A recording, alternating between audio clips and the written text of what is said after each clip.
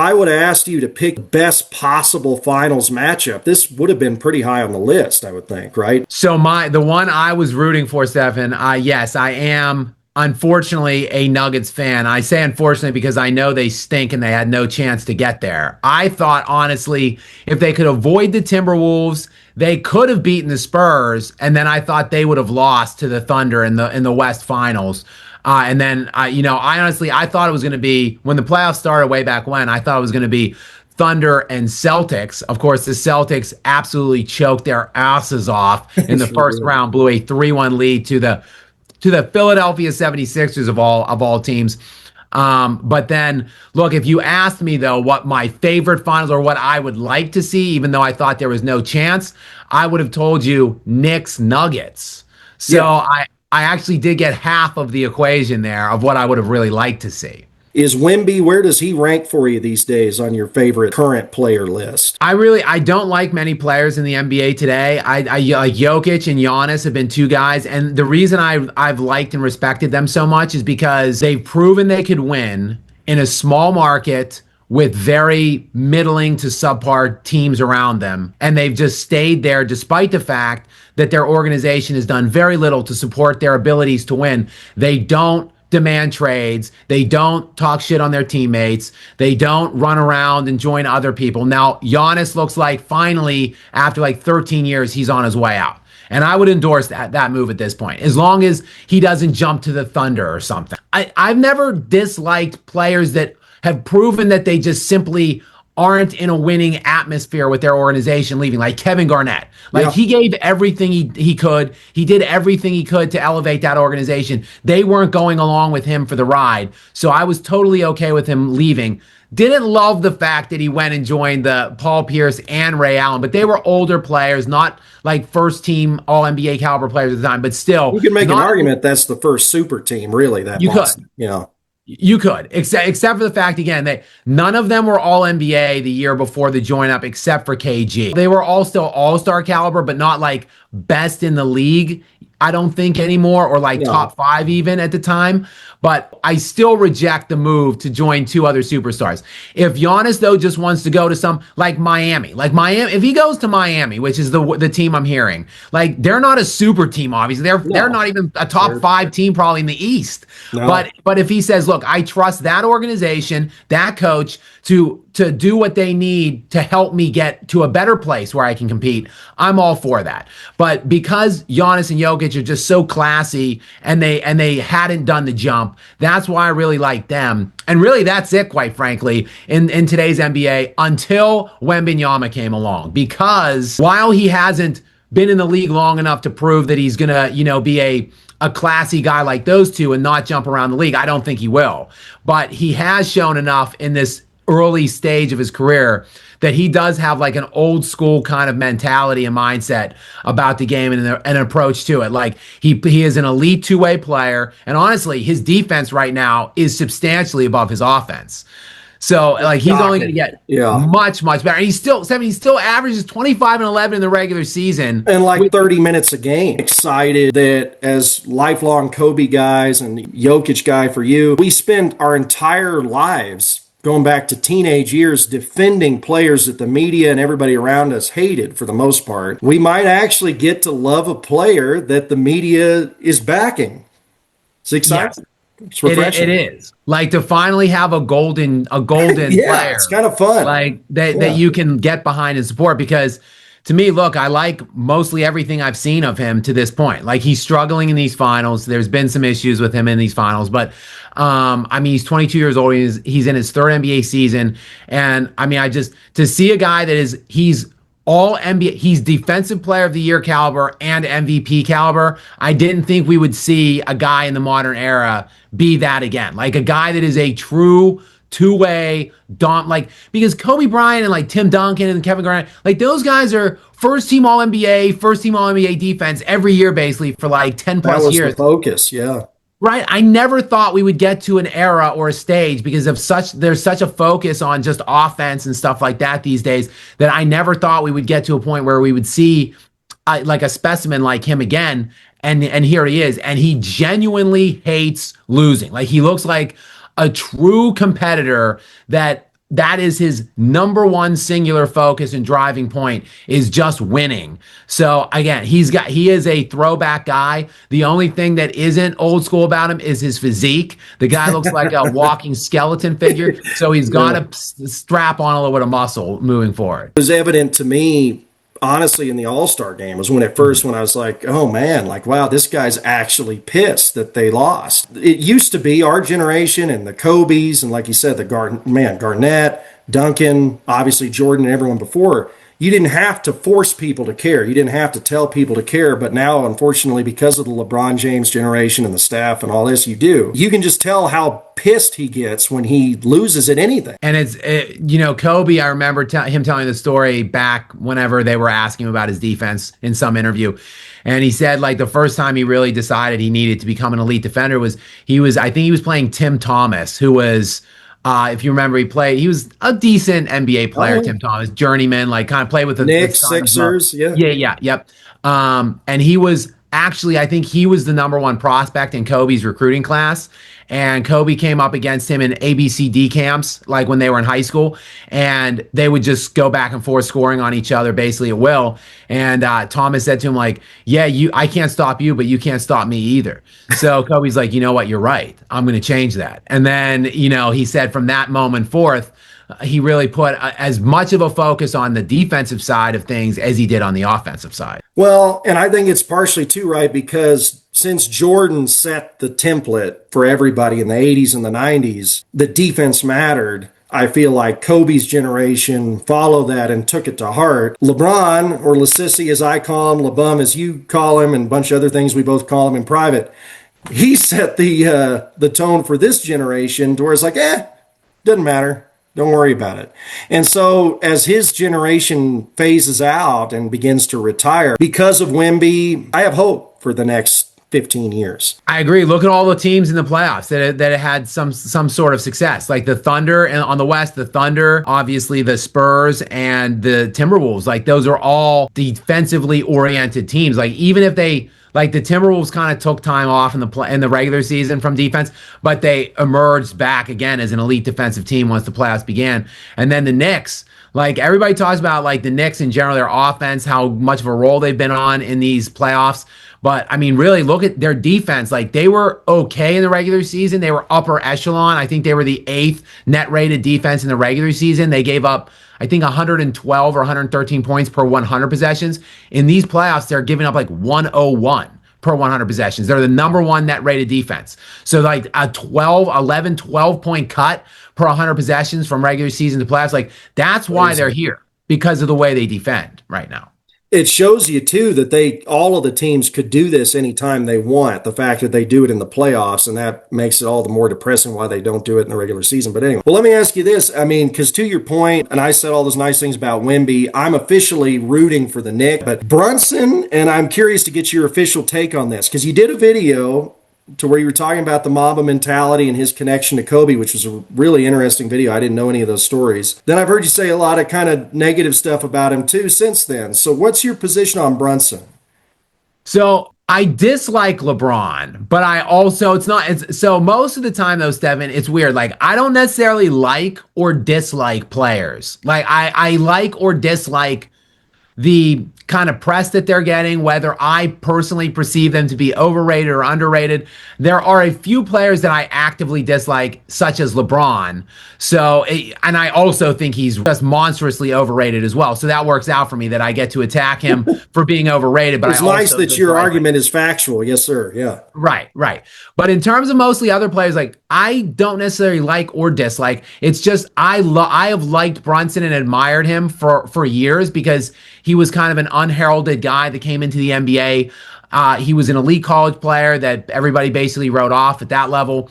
And, he went to Dallas, got kind of hidden on that team for, I think, 4 years beside Luka Doncic. And then he went to New York and became kind of a superstar. So I've been an admirer of him for several years. And I've been rooting for him throughout last playoffs and these playoffs.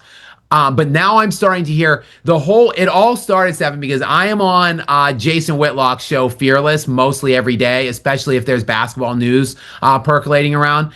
And before game 1 of the NBA Finals started, he had me on and we were setting kind of the series up, and he said, we've got Brunson versus Wemby. I'm going for Brunson here. He's an American player. He's that gritty old school player versus this punk young foreigner. And I said, Jason, let's pump the brakes here.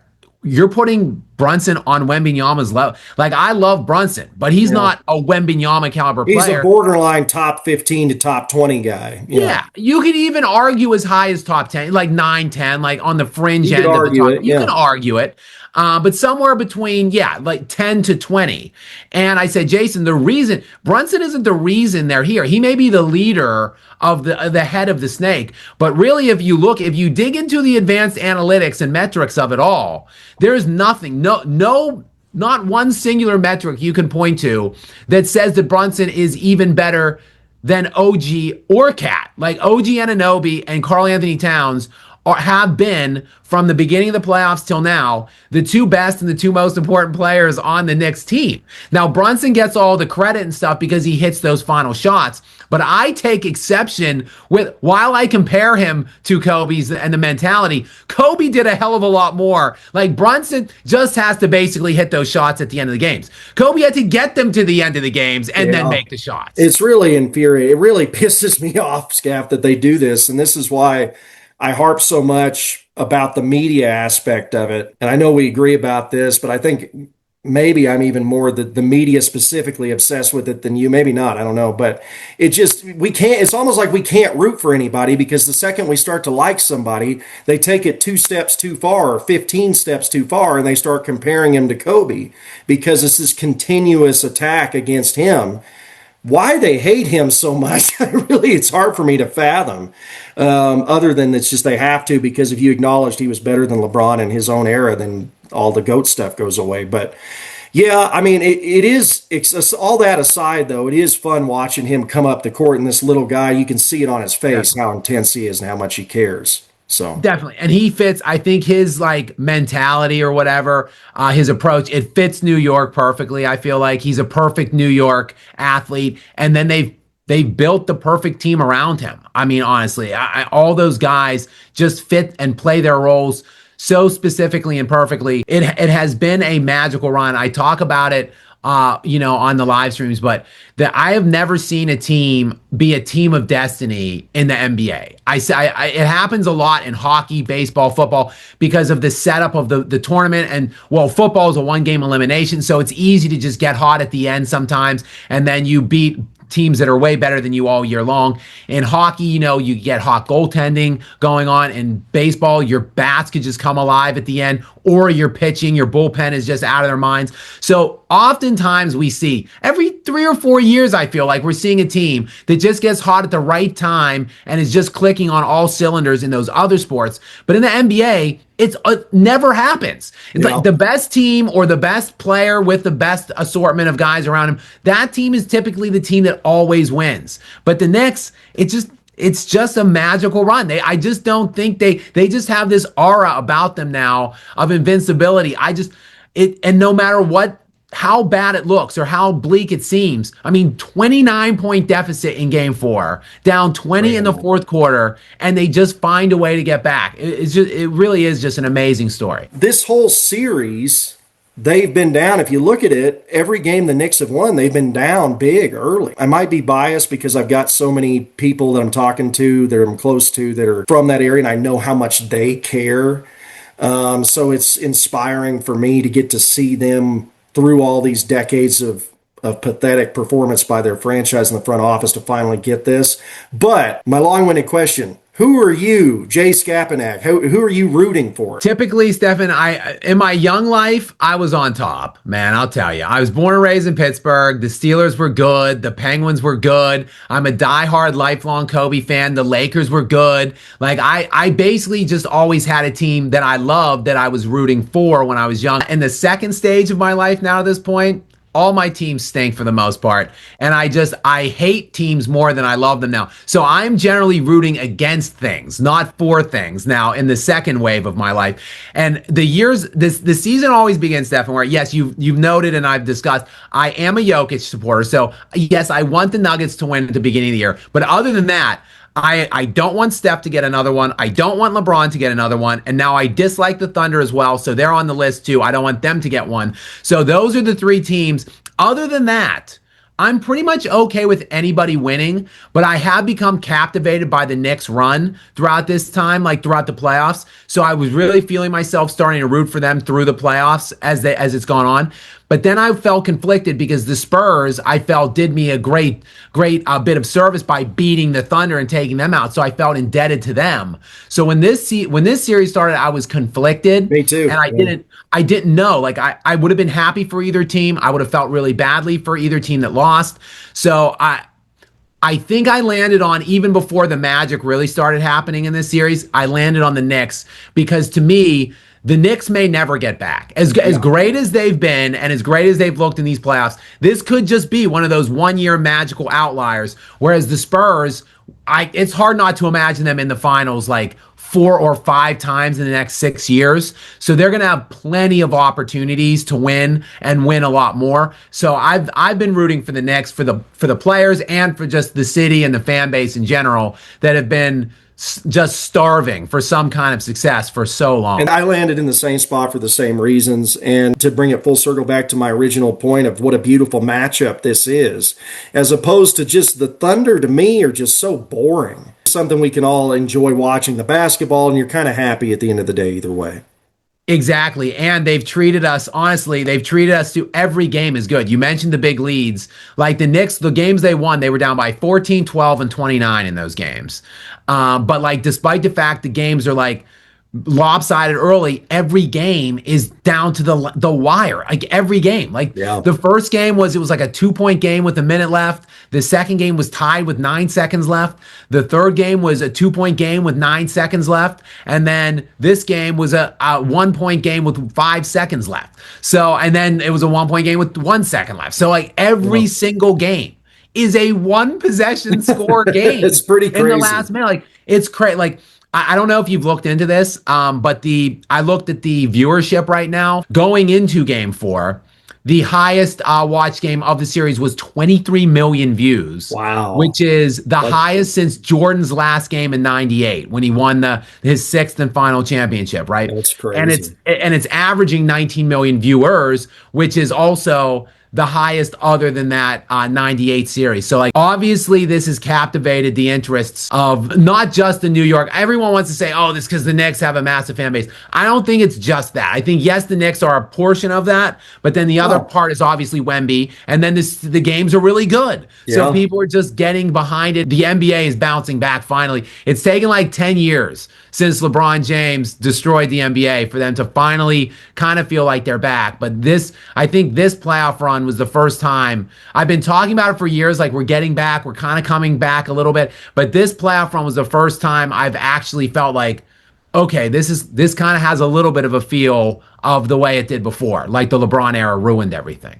Well, and just to give context to people that don't know, so you said it's averaging 19 million. So like LeBron and Anthony Davis, or Anthony Davis and LeBron rather, their bubble championship, I think, averaged like 7 million viewers. 7 million, Stephan. Yeah. Yes, that the lowest watched finals in NBA history. Well, at a time when we were all locked in our homes and starved for something to watch, and we decided we'd rather watch Sneaky Pete on Amazon Prime than the NBA final. Anyway, but to your point, I think this is the most fun as a fan I've had watching basketball since Kobe retired. 100%. I mean, I honestly, I quit watching basketball for a few years. I would watch the playoffs still just to hate watch LeBron and root against him after Kobe retired. But there was several years where I didn't watch a single NBA regular season game after Kobe retired. Basically, like Giannis kind of brought me back in. MVP, Defensive Player of the Year winner, won a championship with a tiny market with like pretty mediocre players around him. So he kind of got me back in. And then I started watching Jokic making fun of him and trying to make fun of the era. I'm like, look,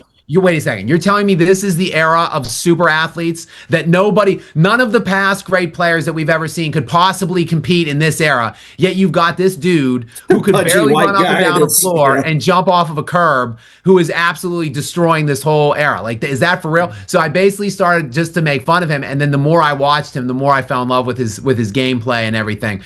So those two guys kind of brought me back. But even as I became a fan of them, I wasn't enamored in the least with the overall product of the NBA. But like this year, I've seen some steps in the right direction. You mentioned it earlier. I think the next step is, why can't we apply the defensive efforts we've seen throughout the postseason to the entire season? Yeah. Like that would really, because it was I think 116 points per game on average in the regular season, which Disgusting. is the highest ever for any non-1960 season. Yeah. And now in the playoffs, it's down like 10 points per game in the playoffs, because they're actually playing and they're actually trying and competing on that. And that's the thing. Yeah. All these idiots that either intentionally are lying or just too young or naive to know, like, that say, oh, this is just because everybody's so skilled. The skill all go away in the playoffs because, like you said, it's just the numbers fall off a cliff. And not to go too far down that road, but it's infuriating, I know, to both of us, that the numbers from this era, and it's like everyone in the media acknowledges it, that it's this supercharged steroid era of stats, but then they still use the stats to denigrate previous players like Kobe or even Duncan or Nowitzki or whoever. I mean, look no further than the main guy, like the greatest stat producer ever in Jokic. Like, his numbers are insane looking, right? His analytics are insane looking. And look, in the playoffs, his stat line still looked awesome in that putrid first round exodus to the Minnesota Timberwolves, who are basically perfectly constructed. For anybody that doesn't know, the general manager that constructed Nikola Jokic's championship team in 2023 actually went to Minnesota in 2024 and built the perfect foil that could beat the Denver Nuggets, essentially, which is why the Timberwolves own the Nuggets, because the guy that built the Nuggets built the team in Minnesota to beat the Nuggets. And they have Rudy Gobert, by the way, who has more first-team All-NBA selections than any human being that has ever played professional basketball, not named Kobe, Kevin Garnett, Michael Jordan, or Gary Payton. Gary Payton, Kevin Garnett, Kobe, and Jordan. Other than that, they all have 9 first-team defensive selections.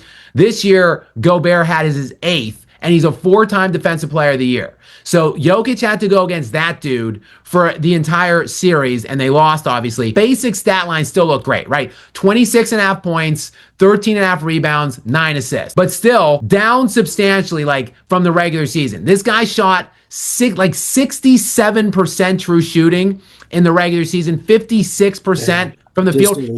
He was down to 45% though in the playoffs. Yeah. So, like, and same thing with SGA. Your point earlier about how they're saying he's better than Kobe, because he averaged 30 points per game this year on 55% shooting from the field. The only guard in NBA history, Jordan included, to average 55%, 30 plus.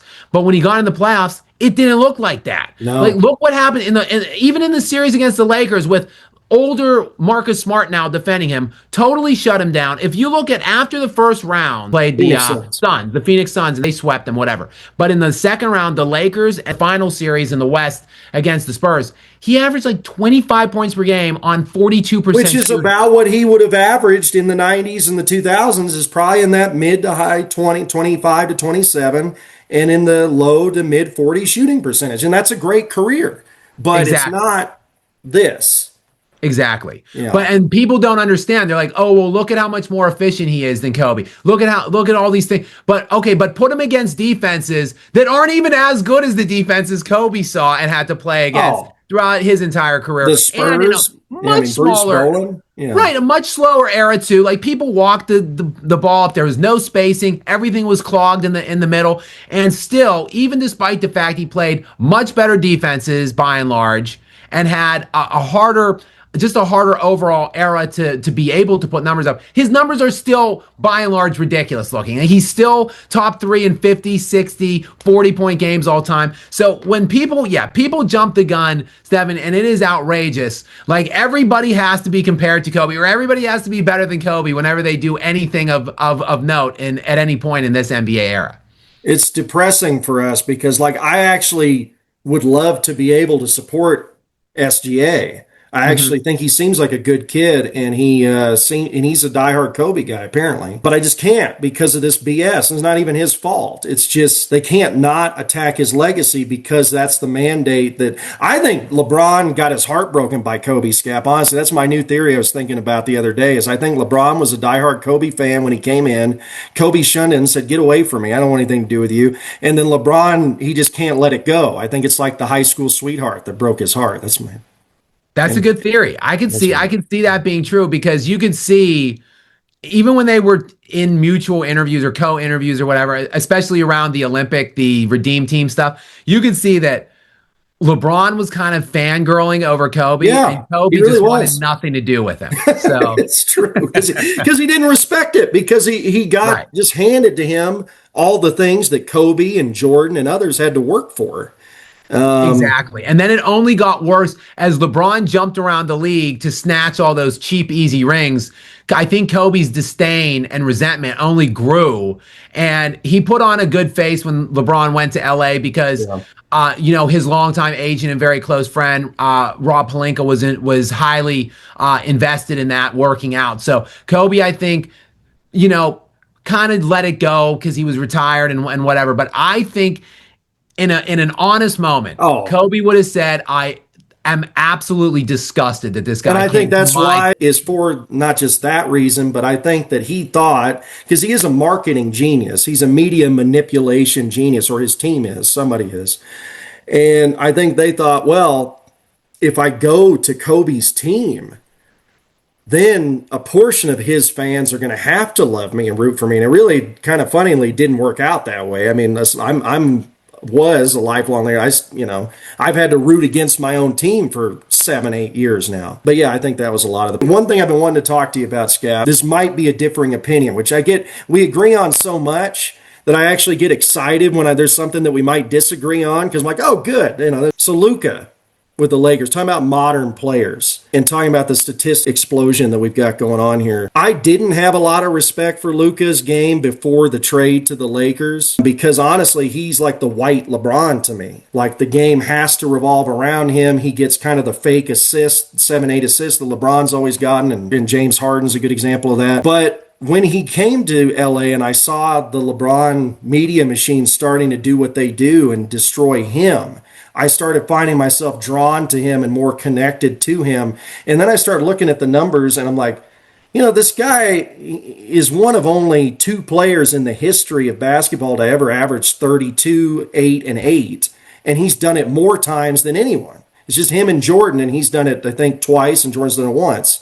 So I've become a Luka fan, or maybe I'm trying to force it a little bit because I'm jealous you've got your love affair with Jokic, and I want somebody too in the modern, maybe it'd be Wemby. But tell me your thoughts on Luka Doncic, where you're at with him at this point. So I was a Luka hater for most of the early part of his career, and I too just saw him as a one-sided, like offensive inflation kind of machine and didn't play on defense.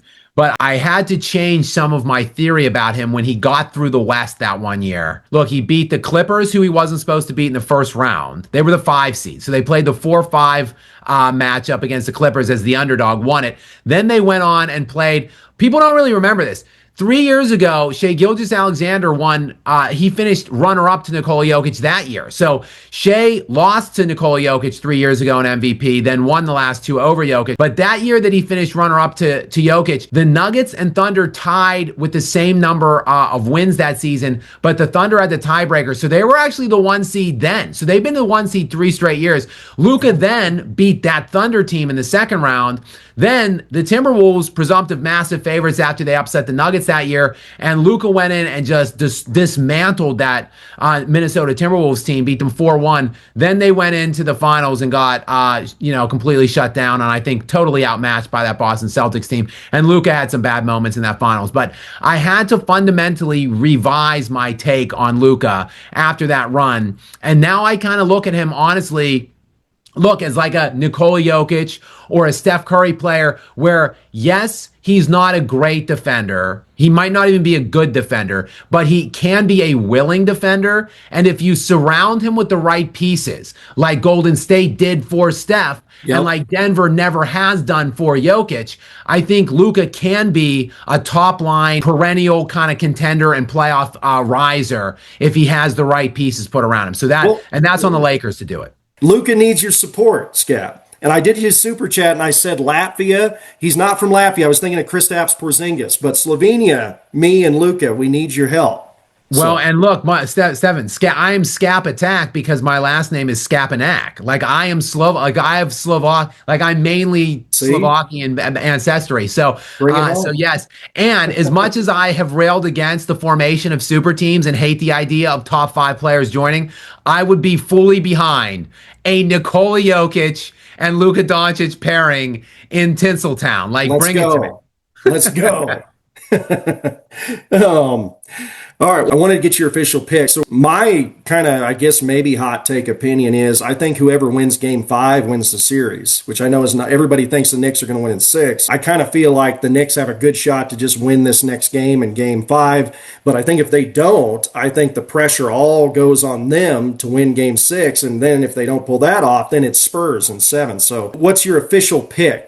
Right before the series began, I picked Spurs in 7, but I said while I was making that pick, I did a little live stream pre-series show, and I said, listen, Spurs in 7. However, if the Knicks steal game 1, I will immediately on the show following it flip flop to Knicks in 6. Will become Well, so you gave a caveat. What's Gary mad about? I gave the pregame caveat. I didn't know that. Okay, I missed that. So. Right. So then when the Knicks won game 1, I came on immediately at the game after. I was like, look, I said yesterday or 2 days ago that I was going to do it. I'm flipping to Knicks in 6.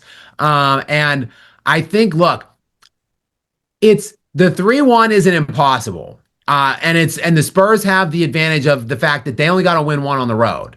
So like, I don't know that the Knicks will win game 5, but to your point, they got to win 5 or 6. If they do not win 5 or 6, they're obviously losing the series in 7 at San Antonio.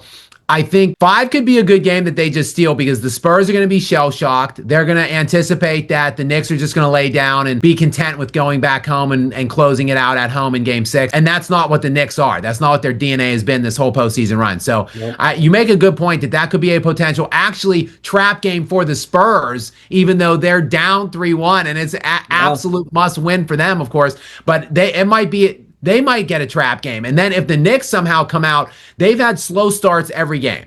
If the Knicks come out and hit them with a flurry early, then that crowd goes dead silent. And then all of a sudden, there's a tough atmosphere as a young home team that's down 3-1 and they have to think about, well, now we have to come back and they just blew the last game and win 2 more. Yeah. So I feel like that. I think that's a good point you make, that they might go ahead and just win this thing maybe in 5. And that would probably be best for the city of New York. Otherwise, if they would win or lose that game 6 in New York, oh my God. Like I said on the live stream, you got to call the Avengers in. Get the Avengers, the Justice League, get everybody to save New York, because I can't even imagine. Like, if I lived in the city 7 and it got back to 6, I would be vacating. I would be getting like an 80-mile radius outside of the city. Go to Buffalo for the weekend. Yeah. Yes. Win or lose that game 6, just total anarchy in the streets. That's a good point. And they've got a lot of that going on anyway right now. But yeah. Well, and I'll tell you this, I guess maybe it's not that crazy of a take, because I was looking, I don't want to sound like I'm like an addicted gambler or something, because I do it very little, but I went on to Kalshi, which again is legal, guys, and the odds of the Spurs winning is only 5-1. Which the biggest gambling win I personally have ever had in my life. I did what I call an emotional hedge bet. I used to bet on LeBron to win, and that way if he did win, at least I got some money, so I didn't have to feel so bad. And so when they were down 3-1 to the Warriors, I got them at 22-1, and then they came back and won because of the Draymond suspension. And that's the biggest odds win I've ever had. So from 22-1 in 2016 to 5-1, apparently the books don't think it's that unlikely. Right. And again, you got to look at when it happened with Cleveland, they had to win 2 road game. Like they had to stave off elimination on the road. Then they went home, and that you would presume that would be a win. Then they had to go back into game 7 then and win on the road. So that's a way bigger ask than the Spurs. And you got to figure, look, the Cavs actually, because Curry was hurt or whatever was happening with him, the Cavs had the 2 best players on the floor in that series. They had LeBron and Irving. But so like in this series, not only do the Spurs have 2 of the next 3 in their building, look, Wemby is still the best player in the series. By far. And we've just mentioned they've been up double digits in every single game. There's they've a strong been up over case. 10 in every game. Yeah. So like they could do it. Like it's not that outrageous to suggest that it's possible. So you're right. It would behoove the Knicks to get the hell out of the series ASAP, because the longer you keep them around, the more, momentum and confidence that they gain, and the harder it's going to be to beat them the further it goes. I'll go Knicks, game 5. I'm hedged either way, so I'm good.